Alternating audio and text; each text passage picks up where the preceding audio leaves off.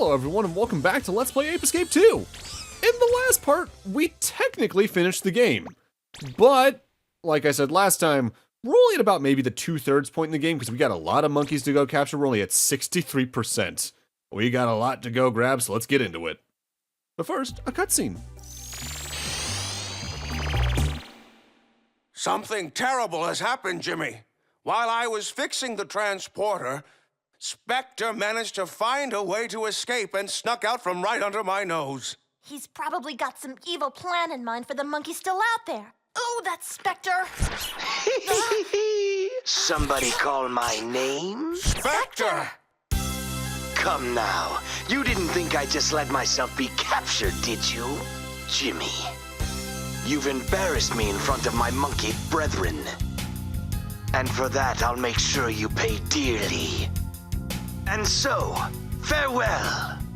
Blast! There are still some monkeys running amok out there. You need to catch every last one of them. If you don't catch them quickly, then all our efforts will be in vain. You're nearly there, Jimmy. This is the final stretch. Okay! Jimmy, I've assigned a See All scope to the L2 button. Take a good look around the levels to spot secret locations. Make good use of it.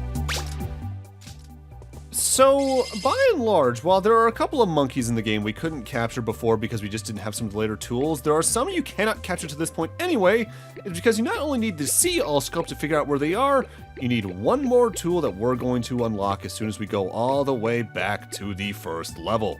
Let's get into it. We have to capture 3 more monkeys! Jimmy, I'm sending this gadget to you. The magic punch satisfies that destructive urge. This can destroy almost anything. Press the L2 button and search around the levels to spot vulnerable locations. You can learn the best techniques by practicing in the gadget trainer. Do you want to go to the gadget trainer now?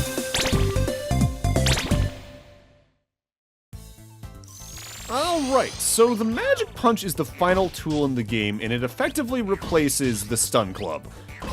Because it is a longer distance punch that you can't spin around with, yes, but it does more damage anyway.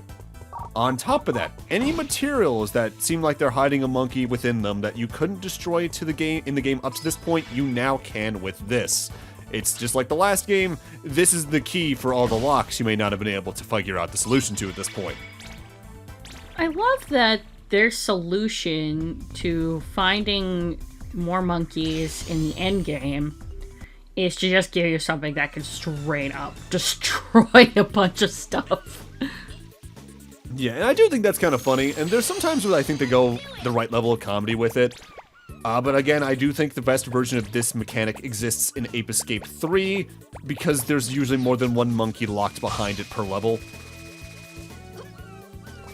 There is an element of hide and seek to this more than usual, because you need to actively find the thing that you can destroy in each level. Because back in Ape Escape 1, the magic punch could destroy anything, yes, but most of the things you needed to destroy actively flashed or had the caution stripes on them. In this, you need to enter first-person mode and look around for it.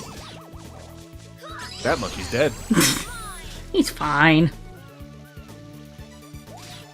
In particular, the remaining monkey, for instance, here is the one that needs the magic punch.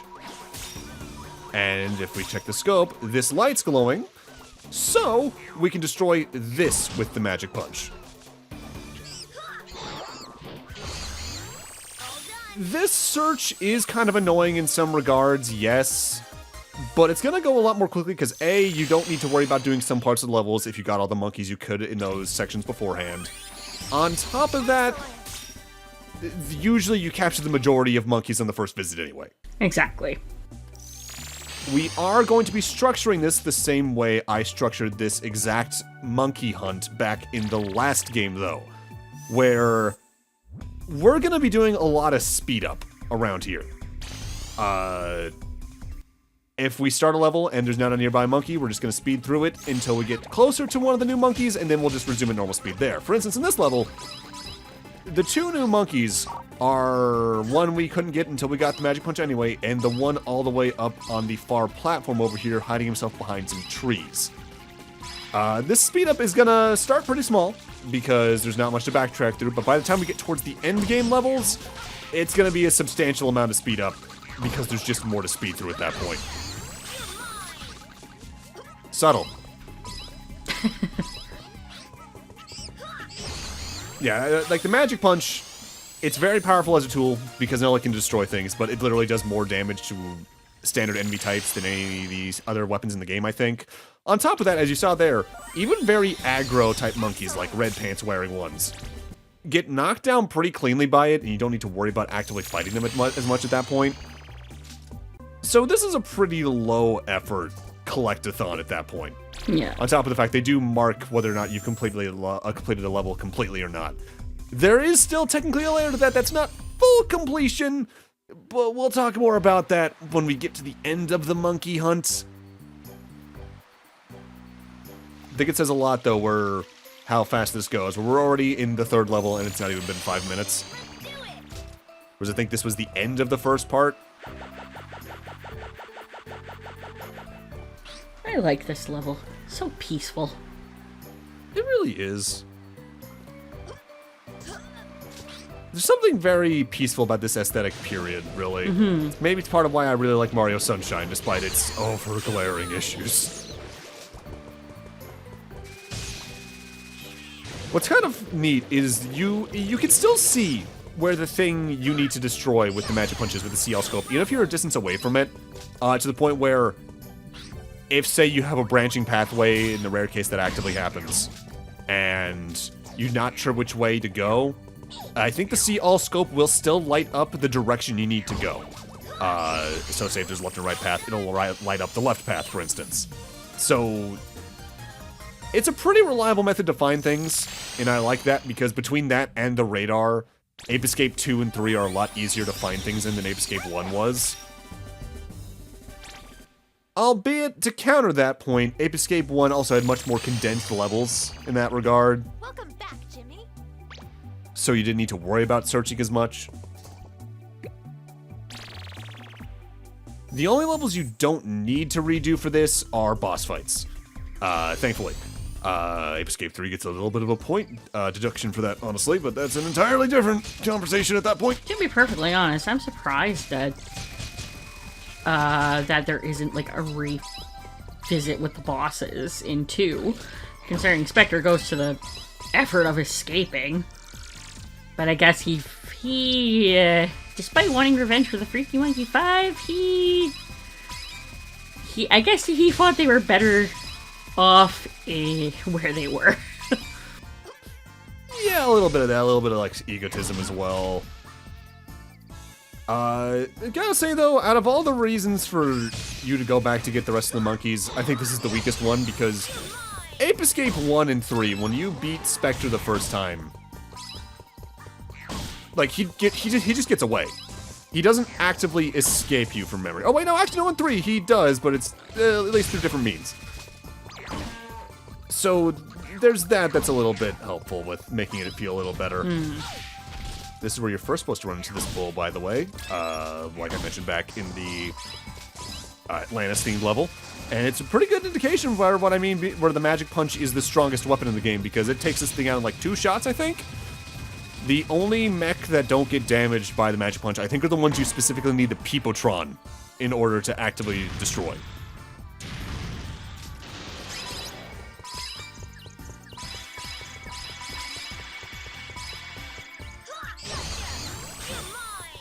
I do recommend as well at this point, during this revisit, once you clear out specifically the casino level, this is probably the best time to do any coin grinding to get whatever gachapon machine items you still don't have.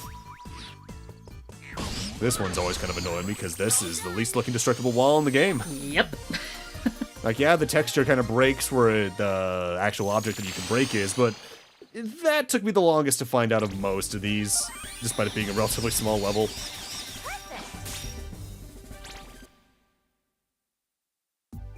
There is a part of me that kind of wished they treated this more as a New Game Plus, but I guess that is what it is at the end of the day anyway. True. Very true. And yes, we have learned how to use our gadgets. Yeah, it's funny that they, on a first run through of the levels, it seems like Natalie's dialogue is very specified to the level you just beat, and there's a reason for that. They play that dialogue more or less generically at certain points anyway.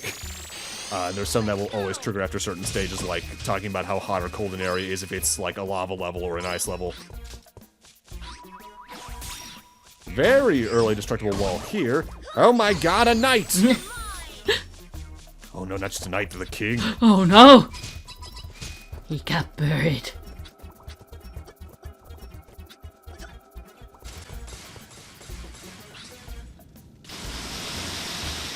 This is what I mean, though, about it seeming like a lot of the new tools just kind of feel like keys. Because the revisit here, if you really start to notice, the monkeys you couldn't grab, if they weren't just locked behind the magic punch, are often locked behind just a little piece of fire, or something you need the banana rang to entice them out of. And that just doesn't feel as good as what 1 or 3 does with stuff, because it just feels like they added extra layers and mechanics just to force you to revisit stages in a way they probably thought looked interesting, but just isn't. I know it's a banana, but this scene looks terrifying. Yeah, look, it's like the certain censorship edits. It's not blood if it's green. And that robot actually looks kind of terrifying too, not gonna lie. The fact it's got a chainsaw is kind of funny. Yeah.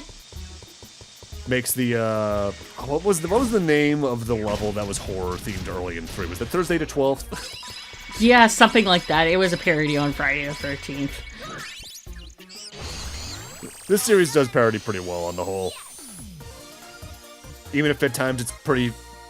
I'm not going to say flesh deep, because like usually they'll do like, here's the theming and also the monkeys just named a thing. But there's times where it's like, I don't get it, and then you just have to look more into it. Also, it's a very short theme, but I really do like the song that plays when you perfectly clear a level. Oh yeah, it's nice. Nice and triumphant. Like, yes! I caught all the monkey! Gotta catch 'em all, Ape Escape. Woo!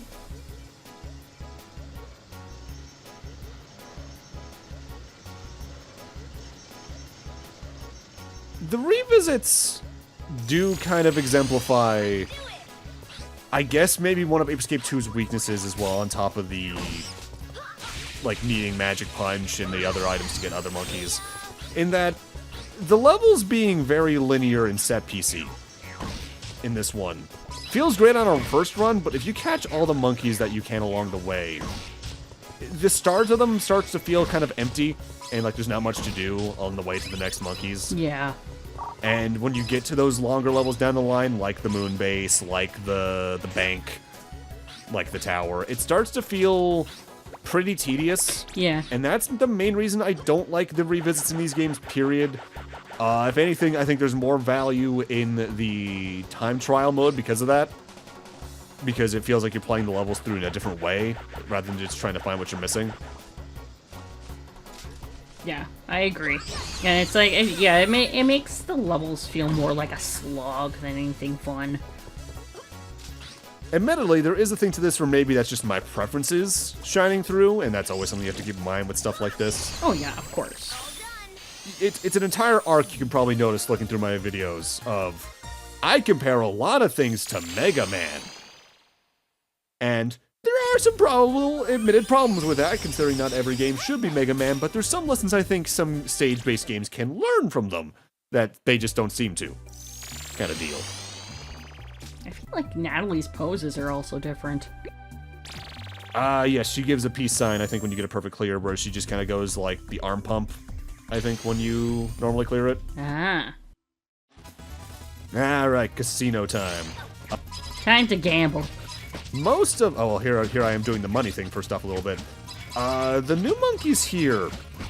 Like, yeah, there's the one you couldn't grab, but a lot of the monkeys here you actively could grab on a revisit even before getting the Magic Punch. It's just that you can't finish the level at that point.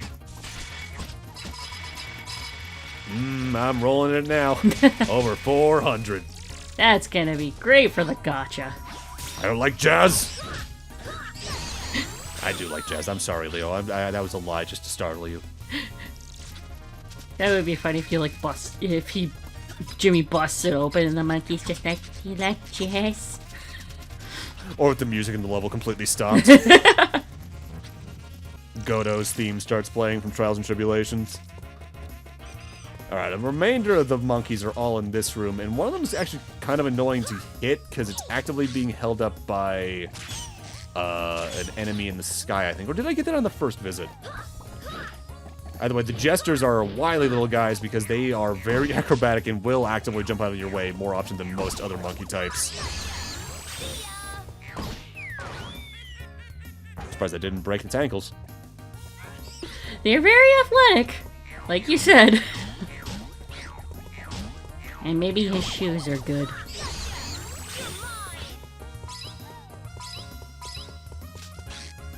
Yeah, there it is. This is one I had a lot of trouble finding on my first one because I just couldn't figure out where the hell it was.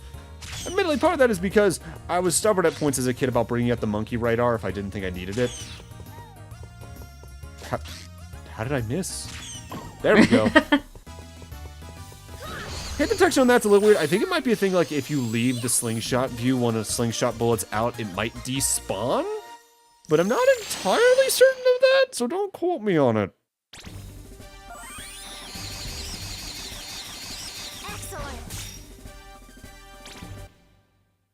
Alright, I think we're starting to get to the point where the levels get a little longer with the revisits. Jimmy, are you hurt? No, I'm doing good. Like you need some rest. I'm fine. Look, I'm at full health and everything. As I just used all of my money. Yeah, the ninja hideout. There's still some cool stuff to see here. For more monkeys, product. I forget the exact count of monkeys in the game, but the fact that a third of them remain... It is enticing in some regards, because that means there's that much game left, but... I feel like... I would rather in a game like this, there just be more levels after the final boss, if they're gonna do something like this, rather than revisits. Yeah, like do a couple, like, special stages that are themed somehow. Or even if it's like, we restructured the levels entirely, like an EX version of the stages. Like, here's all these aesthetics again, but with an entirely different level layout. Mm-hmm. Kind of like, admittedly, and this is one compliment I'll actually give the endgame of Metal Gear Solid 5, the later missions in Act 2 where the plot completely stops and it's just, do this harder version of this early game mission with some slightly changed around set pieces and dialogue. As annoying as that was from a story perspective, in that game's story stops existing at that point, that was fun to play, especially going for the Platinum Trophy and getting all the S ranks, barring a few stages.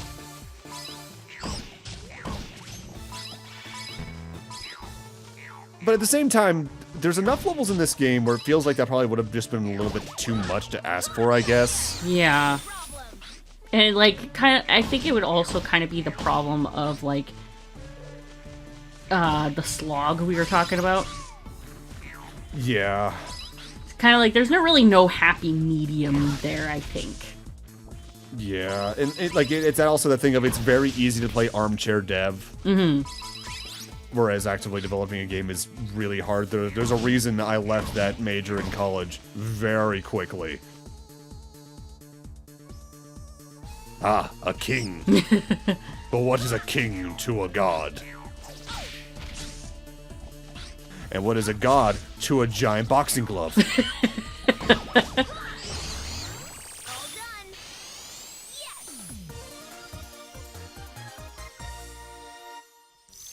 Yeah, let's see, we're already at about, what, 7 levels done out of this? The revisits, again, fly by pretty quickly, especially with the speed up. Mm-hmm. It is just the best way to handle this, I feel, without just fading to where the newest monkeys are, but I feel like there's levels of that would feel kind of bad. The fun thing as well, though, I guess, like, talking about the slog, while yes, going back to levels kind of sucks inherently, on most of these stages, there's probably going to be sections of the level you didn't even see the first time around, so at least there's something new to look forward to in that regard. Oh, yeah. Yeah, it's like usually by the time you've collected enough monkeys, you might have missed an area, and then you're like seeing something brand new instead of just going through the same level all over again. Well, you're going through the same level all over again, but you know what I mean. And to that extent, the revisits can be fun. It's just when you combine that with the thing we brought up earlier of sometimes the more linear levels, it's a slog where the monkeys just don't exist for the first half of it, that it gets kind of annoying. That's where I think the multi-pathed, smaller levels work better, because then there's like an entire maybe third or fourth of the level you just never saw off in this one direction. This level's kind of fun to get all the monkeys in, though, because you can just wait up here near the top where they get shot out of and just completely throw them off guard. Look at that poor little guy. Vehicular manslaughter. Jimmy has now violated the Geneva Conventions, probably. But yeah, like when the monkeys do a loop, or when they go down the mountain, they do a loop around into the tubes. And then they come right back up to the top and do it again. So yeah, you can just wait for, if you miss a monkey, you can just wait for them and they'll eventually pop up.